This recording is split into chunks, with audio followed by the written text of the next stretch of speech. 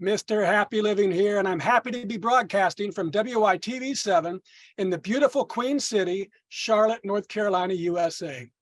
Hey friends, will you join me for a moment and try to imagine how incredible you'd feel living the unique and distinct life you were put on this planet to live, doing work you love, with people you love, in places you love, and all the while creating something of real value to others.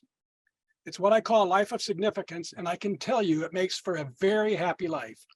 And so can Abel James. He's my guest star today, and he's here to share his unique and distinct journey to his life of significance. Hey, Abel, welcome to the show. Thanks so much for having me today, Matt. Right on. So why don't you get us started by just telling us what you're doing these days to make your mark of significance on the world? Sure. Quite a few varied things, but I'd say the biggest one probably is the podcast that I've been doing for more than 11 years now called Fat Burning Men, which is a health-based show where I interview thought leaders and fellow health nuts from across the world and ask them about how their approach has worked for them, and especially coaching other people toward better health, happiness, performance, and optimizing all these different parts of their lives. So that's been a big thing in my life and my wife's life as well. For more than a decade now, we've been doing a lot of this together, and started off in the blogosphere, followed it into podcasting, then eventually into video. And along the way, I've had a few fun projects in the world of health, like being on a TV show and in some documentaries and things like that, many conferences. And that has been a really wonderful way to spend the past 10 years and change. But before that, I really got into podcasting because I already had the microphone and the ability to turn knobs as a musician, because I'd been doing that for almost a couple decades before that even. And I still continue to play quite a bit of music, do a lot of writing. I've written quite a few books in the world of health and beyond. And generally speaking, I like collaborating with people who are also fellow health nuts and people who are trying to improve not only their own lives, but especially the lives of people around them. Yeah, that's great. And I think you do quite a lot of cooking and recipes. And I remember, I followed one of your recipes years ago and started making my own bone broth, and did that for a couple of years, and it was great. But just tell people a little bit about your recipes and why you're doing that. Absolutely. It's old school home cooking, simple stuff, and finding a way to make real food tasty and fun for people and accessible. You know, when my wife and I got into kind of eating this way years ago, one of the deals was she's just like, okay, yeah, we can get into this health nut thing and eat healthy food, but we've got to have some cookies too. And so we worked for many years, especially back in the day, putting together simple recipes for treats and homemade delicious things like chicken parmesan, or stuffing hamburgers with guacamole, and finding ways to work bacon into eating more veggies and all the rest of it. So bone broth, looking back at the way that we ate generations ago, the way that our grandparents ate, real food, healthy soil, eating nose to tail, not being afraid of real food fats, not being afraid of vegetables either, and not being afraid of having a bit of fun and happiness. Because if you want to be healthy for the rest of your life, it doesn't have to be a slog. It's not necessarily the no pain, no gain approach that many of us have been conditioned into. I think if you want to do this forever, you have to have a heck of a lot of fun, and hopefully the people around you will be having fun by virtue of you engaging in this lifestyle as well. No doubt. And when fun has to be a part of it, because if it's drudgery, you're creating some of the nasty chemicals that you're trying to avoid by eating healthy. I learned that quite a few years ago. It's like, wait a second, you can't get upset about missing a workout, because that upsetness is causing bad stuff to happen inside your body. And so you got to figure out a way to do what you love. And if you try something, I say, if you try something and you don't like it, if you don't like eating some certain type of food, find an alternative. And keep trying until your lifestyle is something you enjoy and it's healthy. And one of the most interesting things I've found in the past few years, getting into health tracking technology and continuous glucose monitoring and that sort of thing, is you would expect that our blood sugar would be controlled by the foods that we eat or don't eat in some cases, which is true. But another thing that can spike your blood sugar and crash it to incredible levels is just getting mad, just getting angry, getting an email that you don't like, that fight or flight 100%. response, zoop, zoop, straight up, straight down. It's bad news. So there's more going on than just what we're reading for sure. 100%. All right, Abel, let's do a little math and let our friends all around the world get to know you through our happy formula. And you know it, it's really simple, but it's really powerful. It's power plus purpose equals happy. So let's start with power. What are your practices for building up the personal power you need to get things done, whether it's physically, mentally, spiritually, financially, emotionally? In other words, Abel, what do you do on a regular basis to create all the power you need to take really good care of yourself and your loved ones and still have plenty left over to be a giver to others? It's so important to create a little bit of something every day. And so I like to carry around everywhere I go a little notebook, and I can fill it up with whatever pops into my head. But generally speaking, on a daily basis, there it is right there. Generally speaking, some sort of gratitude, some way of framing your mind into looking for the good things around you. Because if you don't, life can become a slog, or you can get into that reactive mode. So another really important thing is, especially early in the day, trying to protect yourself from the external distractions, especially on technology, notifications, people who are bugging you, trying to get something, or, you know, other responsibilities are very important. But what's also important is figuring out why you're here, what you're doing, and making it clear for yourself when you're going to be delivering on your own promises that day, if that makes sense. So if you want to eat your vegetables that day, then sometimes writing down, eat your vegetables, and then crossing it out. So I do this even for dinner, like eat dinner tonight, have a big feast. I do that, and then I cross it out. And there's something very, very satisfying about that. But the blank page is so important. And I would also say that going out into nature or the sunshine, getting a bit of deep breaths in, hopefully some movement. I like doing qigong or tai chi type exercises, not every single day, but many of the days. So working in breath work, movement, a little bit of grounding, some sunshine. If you can do that and hopefully create something too before you start consuming that day, then you're on the right track to really deliver on your promises, and you've built a bit of momentum. And when things get hard later in the day, and these things come zipping out of nowhere and try to take you off course, maybe you can have a little more clarity as to why you should stay on the path. And generally that happens if you front load the good stuff in the morning, and then you just keep following those wins. Yeah, perfect. And that runs into my favorite power generating concept called a Kaizen state of mind.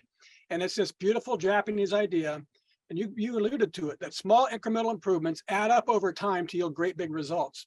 And Abel, I love it because it's based on mindset, not circumstance. So Kaizening life is knowing there's always something I can do better tomorrow than today. And it creates this optimistic, gentle, powerful, continuous uplifting of my life day after day after day. So Abel, how does Kaizening your life help you increase your personal power to continuously become more so you can continuously give more? I would say I'm very strict about having to play every day. Yeah, I need to sometimes artificially insert this playfulness into the day, whether it's writing something silly or thinking of funny ideas, goofing off with a friend, but usually it's some form of playing music on guitar or piano, and that form of play or creation outside of technology for the most part is what's especially powerful for what I like to do, especially in days like this where I have back-to-back interviews and I'm talking to people and I'm in front of the tech. I like to break it up by having these tiny little pieces where I'm plunking around on the guitar for a little bit, or I'm writing a couple of lines, or I'm going outside and getting some sunshine and thinking for a second, but not letting all of the distractions of modern life get in the way and suck away that creativity. So it's finding a way to work in those little playful bits every day, playing with the dog out in the green belt in the morning and walking along the creek, and just taking that little excuse to be goofy for a couple minutes, and knowing that you don't have to grow out of that as an adult. And the fact is, it's important if you don't. That's been very integral, I think, to keeping me going after all these years and making sure it doesn't become too much of a slog. Well, I would encourage you to keep it up, because I'm now 61. I've got 3 grandchildren, and every year I'm going down to Austin, Texas, and I'm running around. I'm on playgrounds again and sliding down slides again. And I go home with the kids and I say, okay, when they wake up next morning, are you guys sore? And they say, no, we're not sore, Papa. But I am. All right, let's talk about purpose. That's the second element of our happy formula. And Abel, I've observed that major life transformations or discovery of purpose often come from devastation. Addiction, abuse, disease, death, disaster, some awful thing strips a life to its core, resulting in this great big change. However, in my book, Turning Inspiration into Action, I share the transformational process that I've used to discover purpose using inspiration. So how about you, Abel? Was there a specific moment or event or crisis or inspiration that revealed to you the purpose you were meant to live? In some ways, yeah, but that purpose can change and it can be more than one thing. But for me, it was when I was just a few years out of college and I'd been paying off my loans. And so for the first time in my life, I was not quite up to the point where I was broke, still a little bit below broke. But I came home one night, this was about 14 years ago, and I was living also in Austin, Texas. I just moved everything I had there, which wasn't much. But I came home and the entire apartment building was up in flames, and I lost all my material possessions and everything that I was working on, book wise, music wise, all of it, even all the gigs that I had planned as a musician. I no longer had an instrument to show up. So I didn't have my clothes, didn't have my car. It was kind of an unbelievable situation at the time, but I realized that in following advice that didn't work for me too hard around health, mostly by trying to restrict dietary fat too much and avoiding dietary cholesterol and being afraid of food instead of embracing it. Even though I was in my early 20s, I was starting to get fat, feel middle-aged, have all sorts of problems with my physiology ahead of its time and all of that. So after losing everything and stripping all that away, I realized, I looked in the mirror, I saw my face was a little puffy, a little round and fat, and I had to face the fact, quite literally, that it wasn't working. And I had to admit to myself that it wasn't working and then experiment and find a better way. And eventually that led to the path of, instead of working in strategy and management consulting and having a big fancy job and whatever, when I started working with other people in the world of health, eventually coaching them and being a running coach and teaching about nutrition and lifestyle and all the rest of it, I started comparing the email about, from the day job, which is like, we need to have a meeting about the meeting that's coming up. And then we have to have a meeting, compare it to someone who's completely changed their life, turned it around by losing 40 pounds in a couple of months, and they're running again. And they want to go rock climbing and all this. And I'm just like, well, let's go on this side for a while. Let's leave the fancy stuff over there. I'm mostly broke, maybe a little bit of buffer now. But let's try to make this the thing instead and follow that. And here we are, more than 12 plus years later. It's been a podcast, a blog, many books, many TV projects, and all the rest of it. It's been very, very interesting, not without its challenges, but definitely worth it. Oh, good for you. And I didn't know, I knew about your pudginess story, and that's been public, but I didn't know about the fire. And how different would it have been if you, well, two things I want you to talk to our audience about. How different would it have been without the fire? Without that completely, I mean, that loss of everything. And then what I know a lot of people are dealing with today, you get in a tough situation and it feels overwhelming, like you can never get out of it. And you must have felt that way. I mean, you just lost everything. So talk about how you deal with the overwhelmingness and how impactful the fire plus the diet issue was for you. Well, it forced me to simplify. And whether we like it or not, the things that are around us remind us of who we are, and they kind of store memories for us. And I always thought, I don't have that much stuff. That can't really be true. It was totally true. And down to the clothes that you wear, the shoes that you pick out, but also, all of the books that had been given to me that, my favorite English teacher back in high school had written a special note about, that I hadn't had the time to read the whole way through that book. And I wondered what mysteries I had lost there, but when all of that was stripped away and it was overwhelming at first, but then there was a clarity of simplification where I realized that, okay, so I was doing a lot and I was working hard and I was moonlighting doing something else, and I was playing gigs on weekends and some other nights, and maybe it was too much. And with the hustle and bustle of life and all of the cluttered stuff around us, maybe I was distracting myself from my actual health. And and it'd start to crumble without me even realizing it. And that definitely was the case until it was all stripped away. I had to stare myself in the mirror and be like, okay, what's the next project here? Let's make this the project. Let's work on our health. Because if you figure that out early instead of way too late, then hopefully you can avoid some of the serious problems of degenerative disease that a lot of people are struggling with these days. And so by prioritizing my health and simplifying the rest of the life, just not worrying about buying stuff, because I couldn't really replace all that stuff right away. It was not an option. But working on my health, changing my diet, focusing on running again and training and all of that really was something that I got excited about. And that clarity of simplifying things was very useful, but not right away. But after that, in the past few years since, I've noticed that it's almost useful to recreate that fire situation. Because we all move from apartment or house to one city to another, one place to another. And we have a chance to downsize. We have a chance to declutter and simplify our lives and prioritize things. And so I encourage everyone else to kind of, when that does happen to you, take that opportunity to donate a bunch of your stuff, to let go of all of that extra weight and clutter, and ask yourself, what is the number one priority for me right now? What will make my life better and the lives of people around me better 5 or 10 years from now if I focus on this right now? And for almost anyone at any point in their life, I think health should be close to the top. But for me, I'm not sure that it was. It was a little too early for me until that tragedy hit. And then it became very clear that that was a good path to follow. And if you focus on your health, as long as you're not too obsessed, it'll always serve you. Yep. Right on. Well, speaking of downsizing, I'm going from a 4,700 square foot house down to a 24-foot van for the next couple of years. I love it. We're just getting it started, so there'll be more on that to come. Abel, this has been great so far. Let's take a quick break for our sponsor to spread a little love with our audience. Happy is an intentional and lifelong journey, but it's hard to change and grow towards higher levels of happy without knowing where you're starting from. Our Happy Quiz puts a starting pin on the map to your happy living and provides additional guidance and motivation along the way. Just go to happyliving.com and take the Happy Quiz to get started on your road to happy.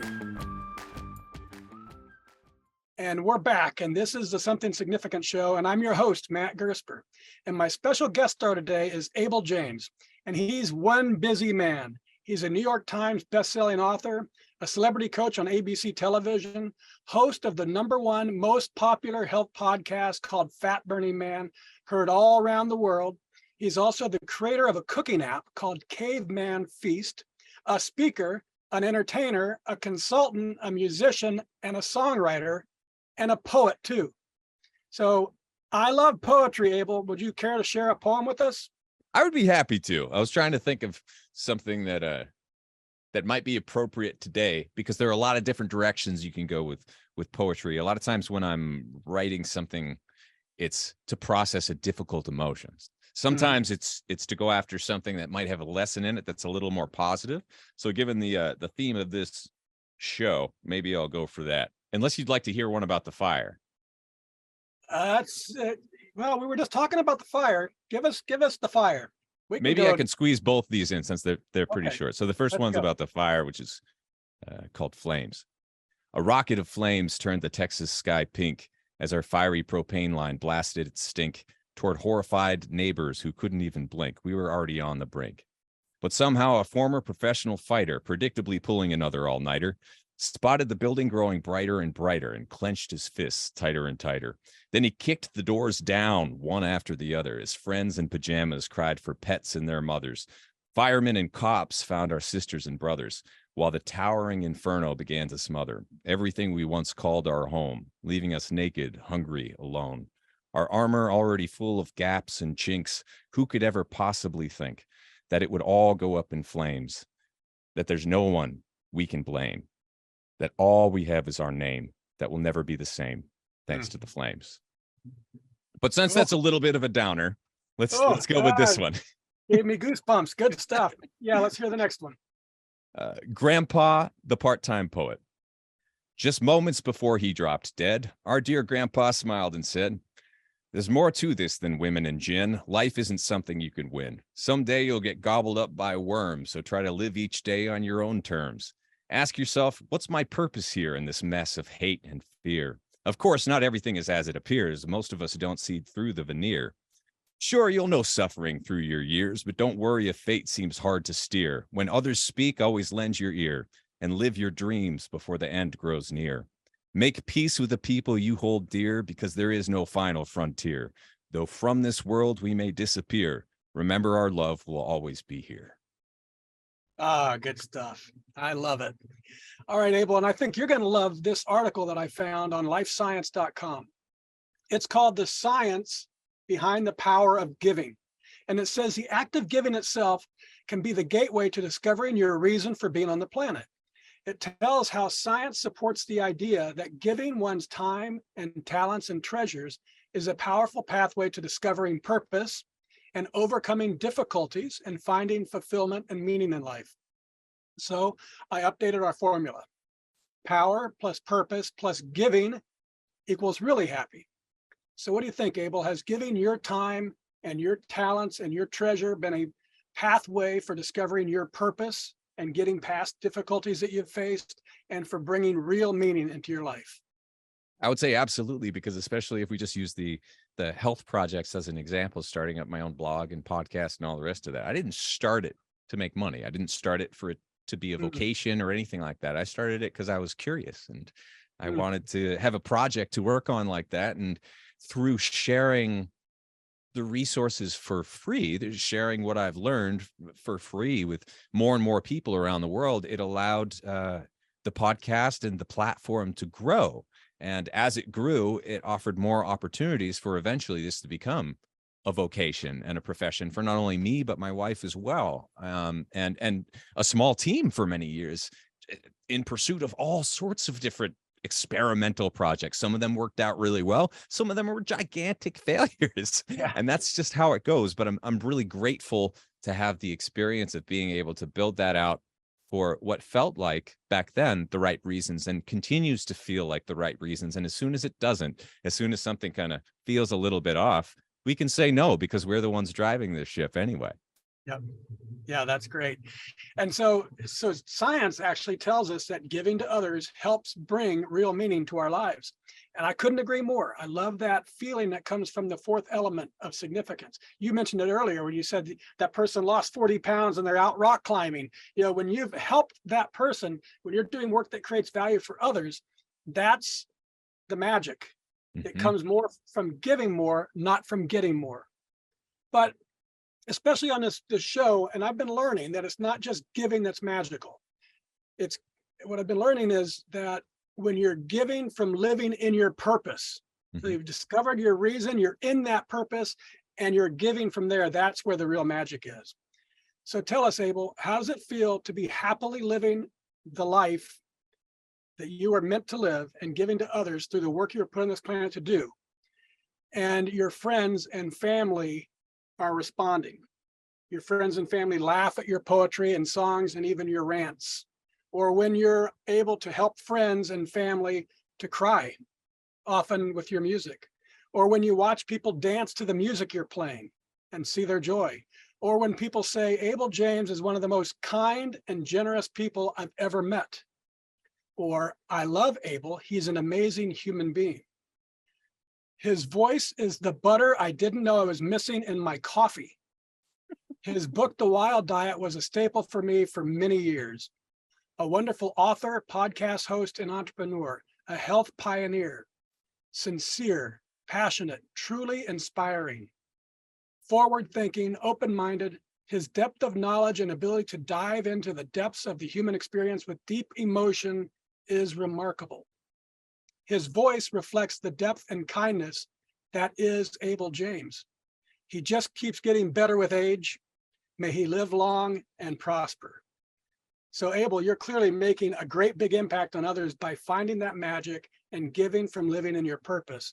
Tell us, how does hearing all that love make you feel? Deep joy, especially when you frame it this way compared to scrolling through the comments or the reviews, where peppered in there is hate and things that will set off that fight or flight response and make my blood sugar go crazy. Hearing the nice ones all in a row is very, very humbling and does bring a lot of joy.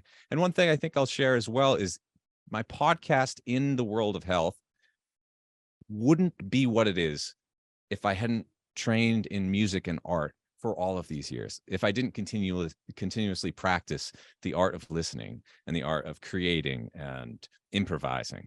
So it's very important that people realize that I'm not still just kind of working on the side and doing silly little artistic projects. This is actually the core of where all of this comes from. And for other people living in their purpose, you can do that too. Just because you're not being directly paid the most for that particular thing that you do doesn't mean it isn't exactly who you are. And it doesn't mean that you have to try to extract monetary value from that thing that you're doing. You can find your purpose in multiple ways and hopefully keep a roof over your head, live with purpose, food on the table, and be able to still do what you love in multiple ways. Hopefully more than just one thing that you love. Yeah, and that's what the show's all about, finding that magic that's in each of our lives. And it comes from this great big happy circle. It's giving your time and talents and treasures as a pathway for discovering your purpose. And then giving from living in your purpose brings a profound joy to your life. And this is the most important thing, to the lives of those around you too.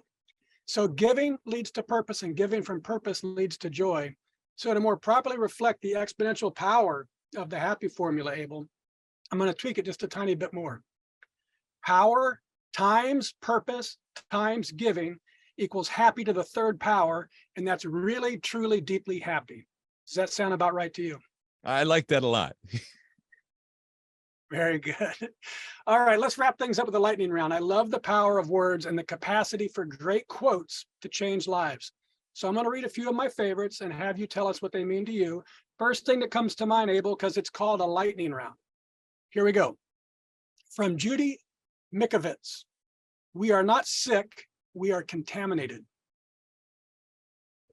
I would say anyone who goes on the internet is immediately contaminated by what it throws at them. And so whereas it used to be relatively simple to go throughout our lives, deflecting most of that, and the most we're exposed to is maybe billboards or a radio commercial here and there. Now we really need to have our shields up. And if you want to be clear with your intentions and who you are, protect your time and your consciousness, especially in the morning before the day gets away from you. I'm glad you went right for the emotional impact of information rather than food. Because I was thinking food. But you mentioned before, all the bad stuff does the same thing, right? The emotional or food, if it's bad, it hurts you, it harms you in the same way. The doctors tell me anyways. Okay, from John Muir: of all the paths you take in life, make sure a few of them are dirt.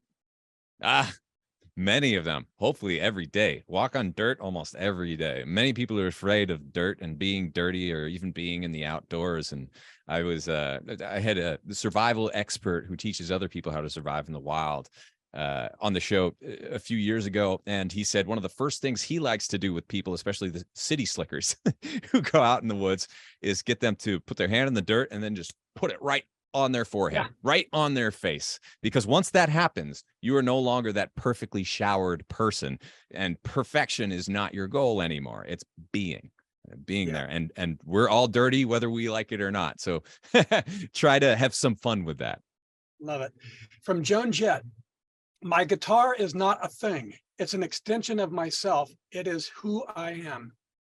That is best case scenario. It takes a while to get there, though. You know, a lot of people want to learn how to play an instrument, and it does not typically provide immediate rewards to most people in terms of feeling free. But I can absolutely relate to that on the guitar. After playing for a few years and really putting in some disciplined practice, I felt this thing, flow, freedom. I don't know what it is, but it's when you forget yourself and you're just flying. You're just in the moment, and it works. But as I've learned piano later in life as an adult, it took a few years for me to get there. And I still struggle sometimes where I'm free and then I'm not, and then I'm free and then I'm not. And so make sure that in pursuit of that freedom, you also put in the discipline in order to get there, because that's what it takes. And then once you've done that, it's kind of like riding a bike where it's there now. Yeah, nice. From Lao Tzu, if I keep from imposing on people, they become themselves. I like asking questions a lot more than telling people what to do, because telling people what to do is not very effective no matter who's doing it. But asking questions and getting other people to consider their own point of view and where they want to go can be magnificently helpful. And asking your own self questions like that, instead of why am I so down, you can ask yourself, why is this so easy instead? And it completely reframes your whole approach to the day. So be careful about the questions you're asking yourself. Yeah, agreed. From Witter Biner, be concerned not with obedience, but with benefit. And you are at the core of living. There are a lot of people who will tell you what to do that don't have your best interest in mind. So make sure that whatever you're doing, you're questioning yourself and you're questioning your path, checking in, and kind of asking that question: is this serving the world around me? Is this serving me? Am I following the right advice? Am I doing the right thing? And oftentimes the answer will be yes, but every once in a while the answer will be no, and you'll be forced to leave your job, to move house, move to a new city, or make some major life change. So when that time beckons, and it will for all of us, don't be afraid of making that change. That's how we move forward. Walk through the door, right on. Okay, this is our show anchor from Goff. Whatever you can do or dream you can do, begin it. Boldness has genius, power, and magic in it. Begin it now. I love that, because there are a lot of things that people are always say that they want to do.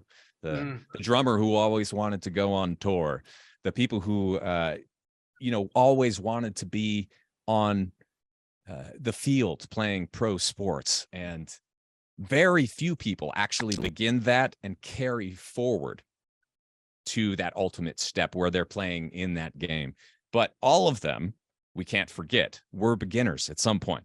Yep. Michael Jordan, when he first started, was terrible at basketball. So we're all there at the beginning. And if you commit to it and you decide that that is the path that you want to stay on, then you have to give up the other things that you started, whatever isn't going to suit you. And even if it is, you have to let some of the things go in order to follow the path that is truly for you. And don't be afraid of that either. 100%. Okay, now folks, it's your chance to be a giver too. If you can hear my voice and you were inspired by today's show with Abel James, please share some love with our amazing broadcast team by giving what you can to WITV7.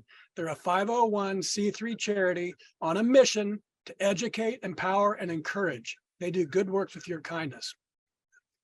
Abel, I love the unique and inspired life that you've carved out as a crusader for health and quality of life. And I admire your mission to instill in people the world over the belief that they can reclaim their health with real food, cutting-edge science, and primal workouts, and how you show them the way by sharing the best practices that are working for you. And I'm super happy that you've shared your fat-burning enthusiasm and love for life on our show today. Will you please take a minute or two and share any parting remarks you'd like to leave with our audience? Sure. I would encourage everyone to be a little bit more of who you are. In the world out there, we're all, especially on social media, being pulled down this path of being a little bit more like everybody else, or changing who we are, or hiding a little piece of who we are. But I would argue that it's even better to double down on that strangeness, the eccentric parts of you, and all of the other pieces that stick out and make you different. Perhaps that's the only weapon we have against the AI robots that are coming for our jobs and coming for our happiness and well-being. Maybe it'll be a good thing, maybe it won't, but I think it'll be best for us if we all be a little bit more who we are instead of more like everyone else. When you find that authentic you, your life gets easier, doesn't it? Well, usually, not without its challenges. Certainly having your own opinion can be challenging sometimes, but it's worth it. Yeah, agreed. All right, and I also thank you very much, Abel. And I also want to thank WITV7 for hosting and promoting our show so we can keep interviewing inspiring guest stars like Abel James and reaching folks just like you ready to create your own extraordinary lives. And most especially, thank you, viewers and listeners. You'll find links to websites, and social media and all things Abel James. Find him, friend him, buy his books and his wild superfoods we didn't even get a chance to talk about, and subscribe to his podcast too. It's all there to help you optimize your health and reach your ultimate potential by becoming your own health guru. Just go to fatburningman.com and abeljames.com and wildsuperfoods.com. All of them are all one word. One more time, that's fatburningman.com, abeljames.com, and wildsuperfoods.com. From me to you, dear friends, I love you, and I want you to be really, truly, deeply happy too. So I want you to go to happyliving.com and take our happy quiz, because when you measure your happy, you'll focus attention on it, and focusing attention on it inspires change and learning and improvement, all to flow right into your life.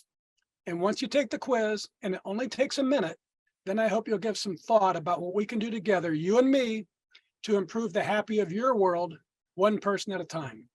Till next time, I'm Matt Gersper. You are awesome, and this is the Something Significant Show. And we're out.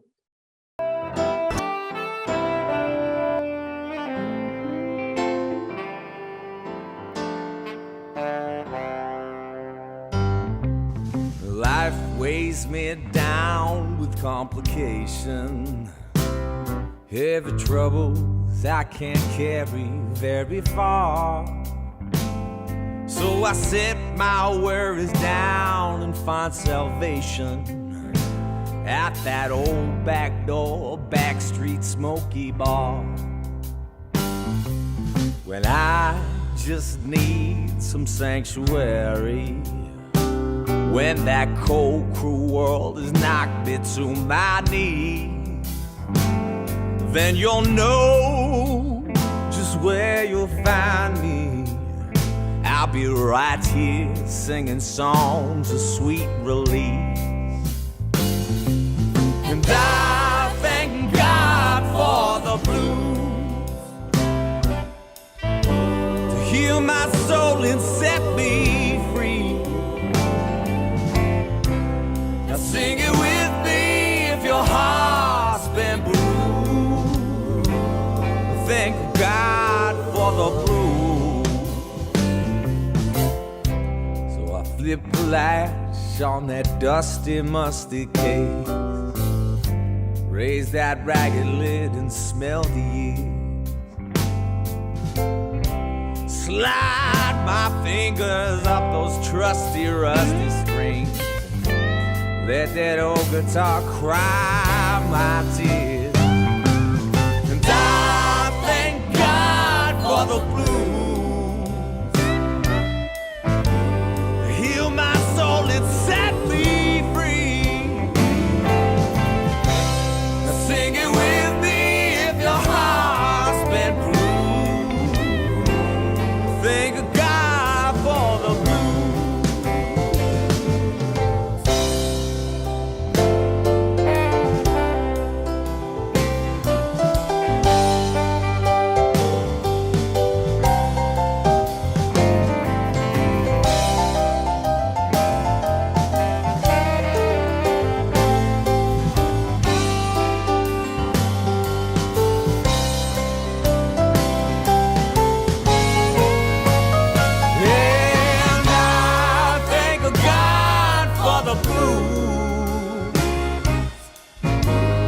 Heal my